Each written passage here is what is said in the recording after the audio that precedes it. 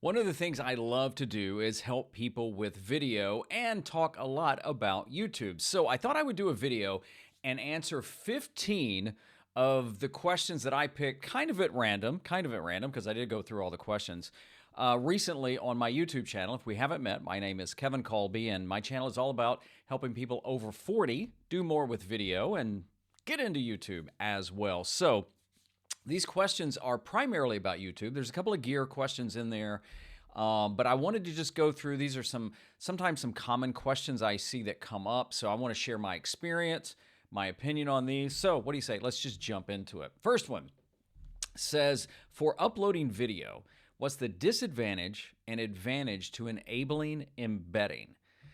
So when you upload a video, you have the option to allow embedding or not. Now, so I have mine set for embedding because what that allows me to do is embed my video anywhere, specifically on my website. And I use Squarespace, so I have some videos on there.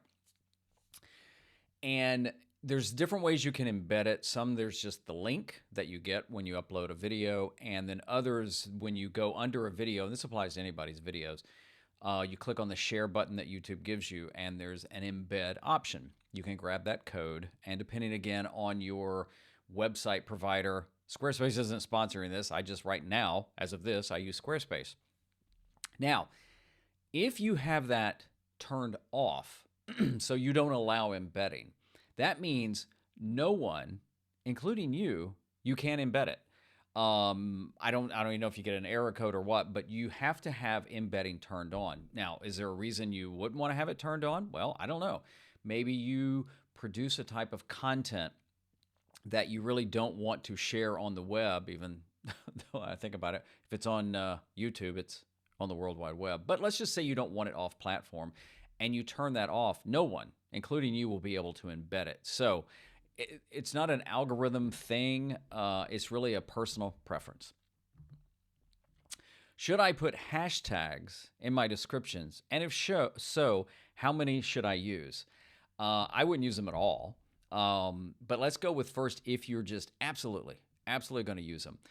Only 3 hashtags are going to show up. And you've probably seen on videos, and there's some of my older videos where I did use it before I thought about it. And I'll tell you why I don't use them anymore. But only 3 hashtags will show up, and they typically will show up, unless YouTube is changing this, kind of at the top of your description. You can add as many as you want. Only 3 will show up. Here's the reason I don't use them. Because hashtags are clickable. So anytime during the video, at any point, somebody could click that. So let's say, for example, it's been a while, but I've done a lot of videos about Final Cut Pro. So let's say I use the hashtag Final Cut Pro. If you click on it, it's going to take you to a different page on YouTube with any video that has used the hashtag of Final Cut Pro. So all of a sudden, I've taken you at any point you want to off of my video to a whole nother gathering site, if you will, of videos. And look, I mean, I know you can watch anything on YouTube, and I do as well, but to me, it's not needed. It's not going to help your video at all grow. And in fact, if anything, I think it can actually lead to getting off your video maybe even faster than you meant to. By going live, is that saved? Okay, so this question came from one of the videos I did about I think it was the one about simple ways of doing video, and one I just mentioned, Go Live, which I've written a book about it. It's called Live Streaming Made Easy. If you ever want it, there's a copy down below. But this was a question about that. So if you go live, is the video saved? Yes. So if you go live on YouTube, natively to YouTube, meaning you're not going through another program like Ecamm or Riverside, then you would be able to download that live stream from YouTube, your own live stream. I don't think it's as easy as they make it, but if you use a service like Ecamm or Riverside, depending on which one, there's always a copy saved. So like Ecamm saves off to an external drive if you want to do it that way, or your hard drive. Riverside saves it to the cloud, and there's other ones too. I mentioned those two because those are my 2 favorites. And What's nice about that is when the live stream is over, if I was live streaming this right now, then I would still have a copy. So then I could do anything with it. I could embed it on my website, or I could chop it up, and each one of these questions becomes different content, which is not a bad idea. So yes, the question is, if you're live streaming, is it saved off? And it absolutely is. And that's actually smart thinking for how I might use it somewhere else. All right, I'd love some advice on an intro video. We are building out content and have enough to share, but I question, should I just randomly jump in or do an intro and make what we're doing some type of sequence? We're documenting the building of our new homestead on acreage and our life during that time, which honestly sounds really cool. So to me, this is kind of like two different questions.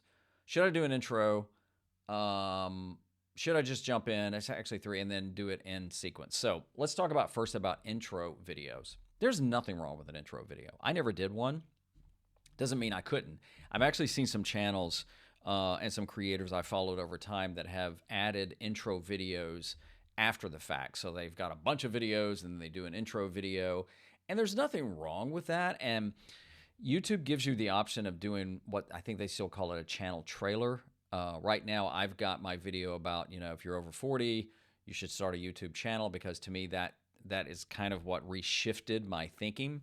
Anything can be an intro. But if you wanted to do a video about, introducing yourself, what you do, what you're going to do on the channel, inviting people along for it, there's nothing wrong with that.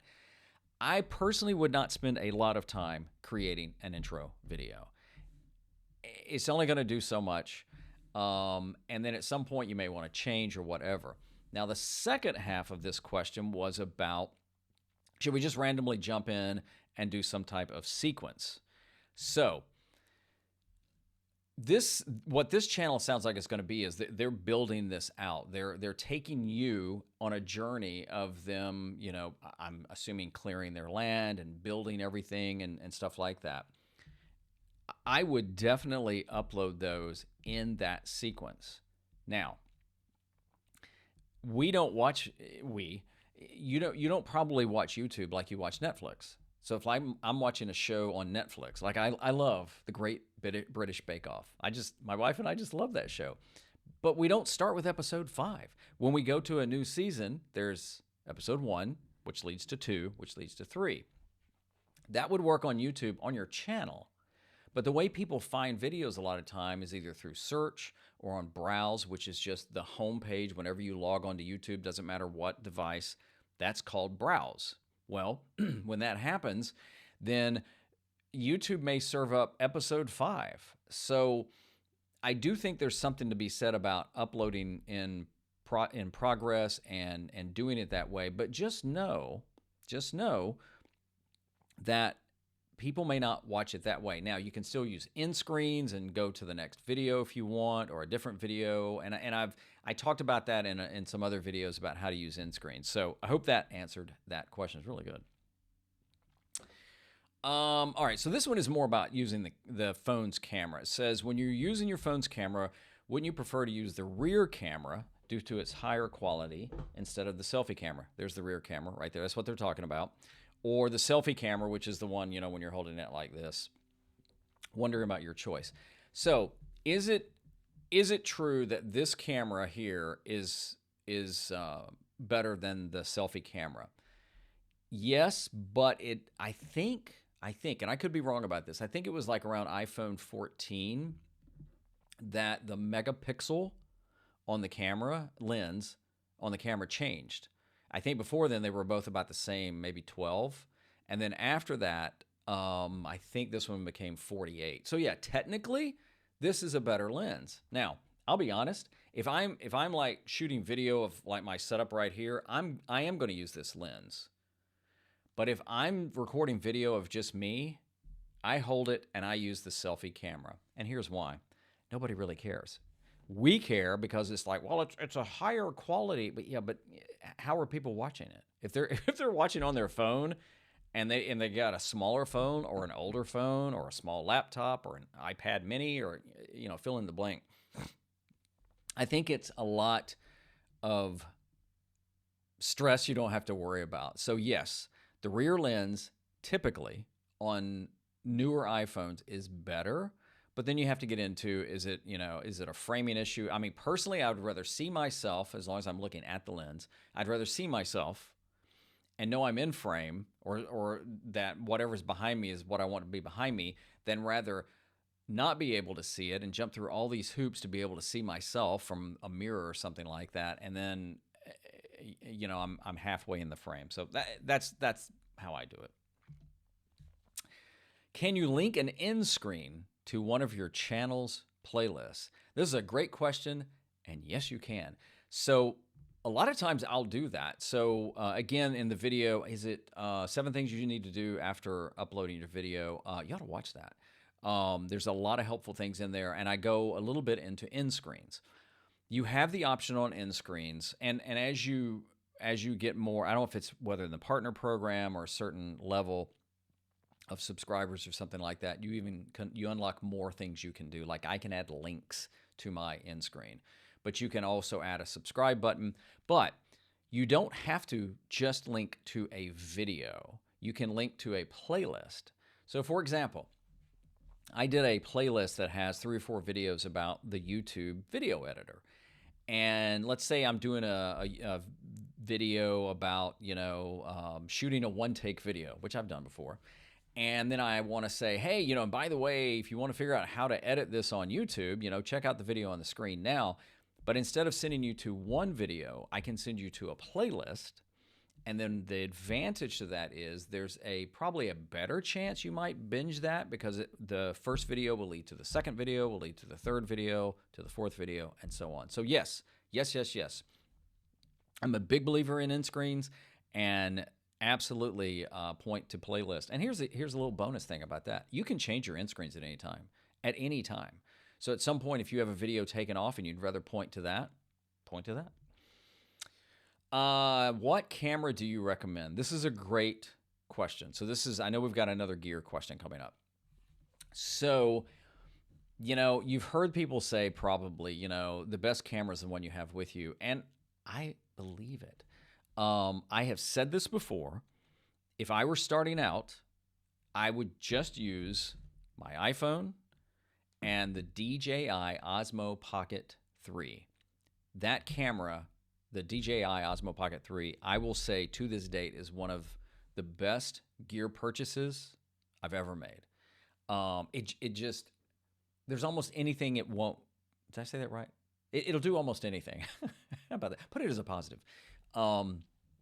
It is amazing. It's lightweight. You can probably kind of see it right back there on the shelf. If you're listening to the audio version of this, I just pointed. You'll have to watch the video. But what is the best?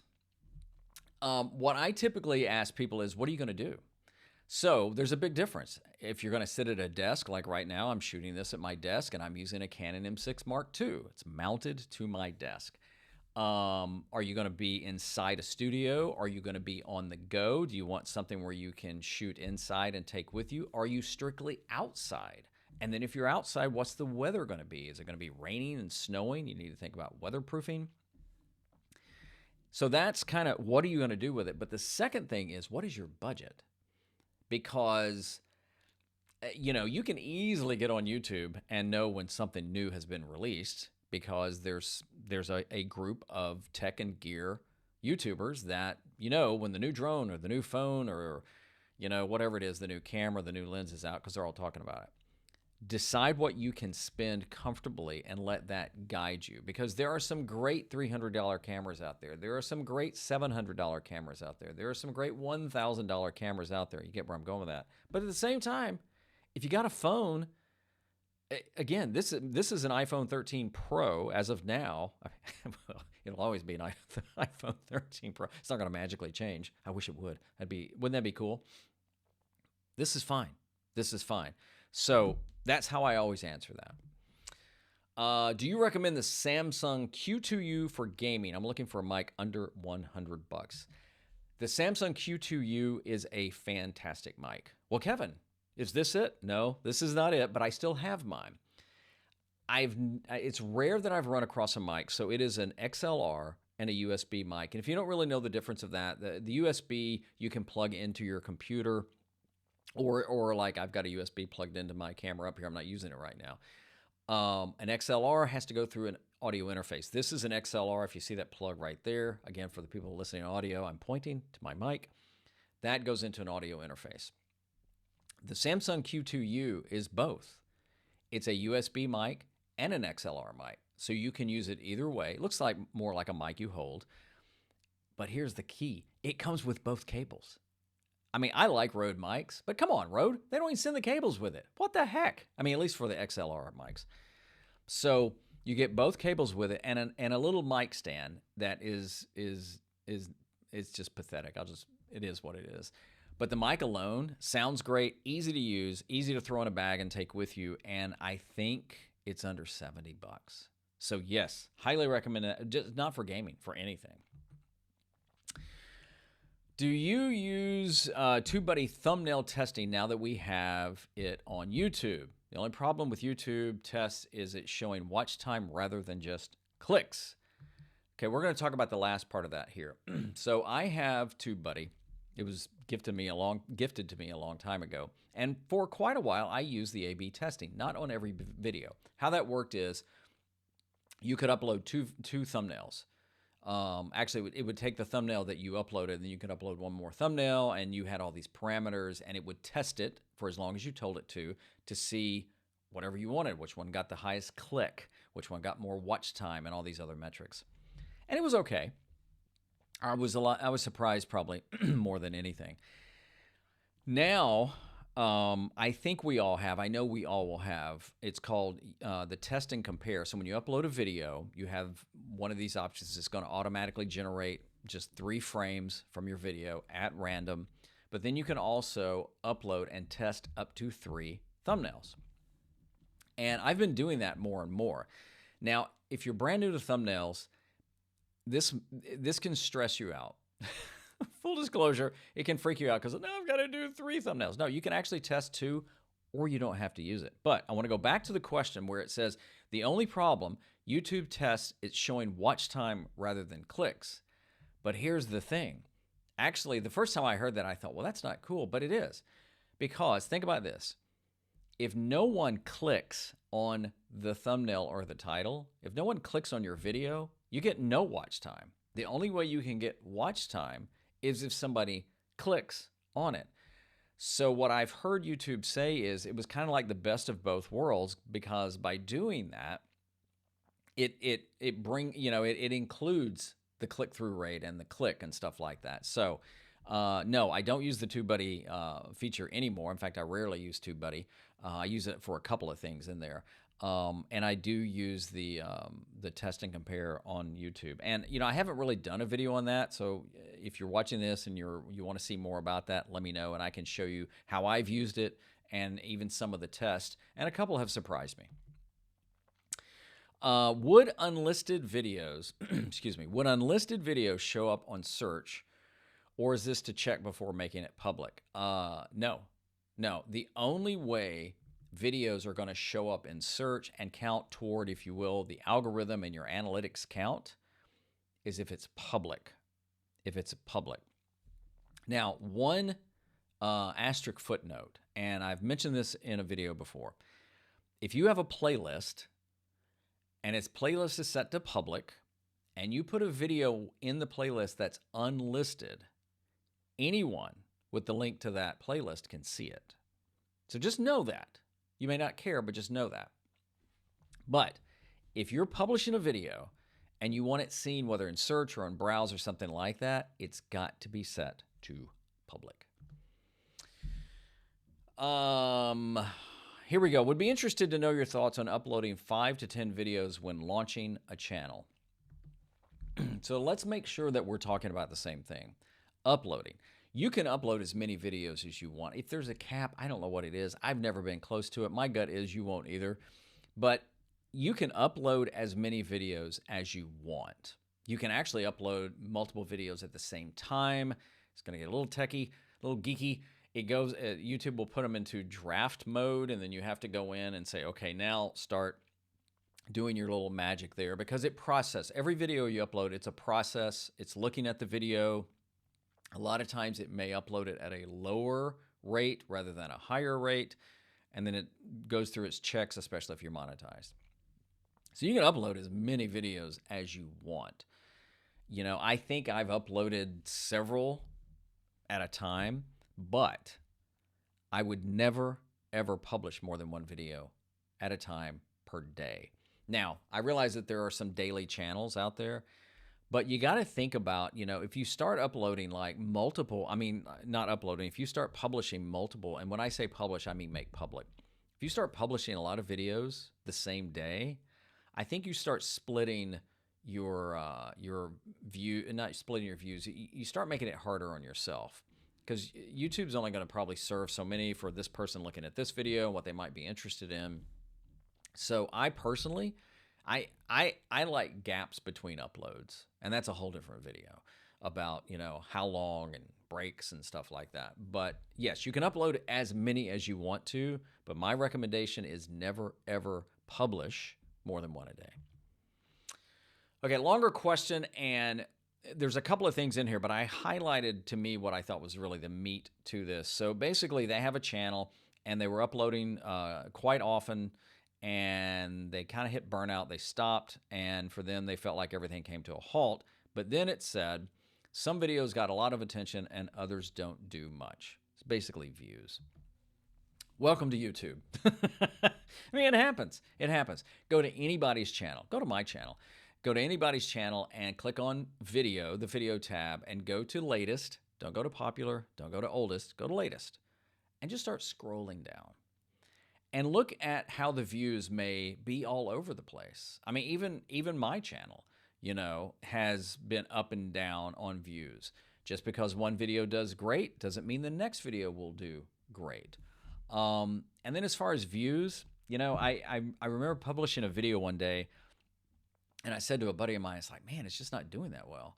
And he said, well, what were you thinking it was going to do? And I was like, I don't know. It was a good question. I didn't really have it. I mean, you know, you do get this adrenaline hit, dopamine hit, whatever it is, that, you know, you publish a video and all of a sudden it takes off, maybe over time, like most do, and you're like, oh, wow. And then you publish the next video and it just kind of does okay.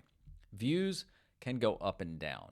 It's just the way it is. And most videos take time to grow. I probably need to do a video on this one video I have that took over a year for it to ever go up. So if you want to see that, let me know, and I'll see about doing that. What video editing software do I use? Final Cut Pro. I'm a Mac guy. I've used a bunch of different ones. I like Final Cut Pro for a lot of different reasons. You buy it once, you own it forever. I have it on my Mac Mini. I have it on my MacBook Air. I can there's a certain number I can have on there. You get all the updates. To me, it just does everything I need, and I like it. It's a little bit more advanced than iMovie. I did use Premiere for a while, and I got tired of paying the rent because you have to pay a monthly fee. But Final Cut Pro for me, all the way. And I've got stories, I've got gear, and I've got stories. What am I waiting for? Well, what are you waiting for? I mean, seriously, don't overthink starting. If you are ready to start a YouTube channel, don't overthink it. Again, the gear doesn't matter. It doesn't. Now, you need gear, you need some kind of gear, and people may push back on this, and that's fine. Bring it on. Gear will help you create, but gear will not make you creative. Everybody's got a story. Everybody's got something they want to do. You just got to want to do it. So yeah, what are you waiting for? And if you need help, I've got a video on how to set that up. I've got videos on how to find topics and niches. So I'm telling you, it is one of the coolest things in the world to do this and be able to help people with like these questions. So I may do more of these videos. Let me know down in the comments if you like this kind of format. I do try and answer everything, but I thought, you know, this would be a good way just to kind of put some commonality together and answer that. So thank you so much for watching. And, you know, hey, if you like this type stuff, let me know. Subscribe, whatever you want to do. But remember, if you haven't started, just start and let the World Wide Web know you got something to say. We'll see you next time.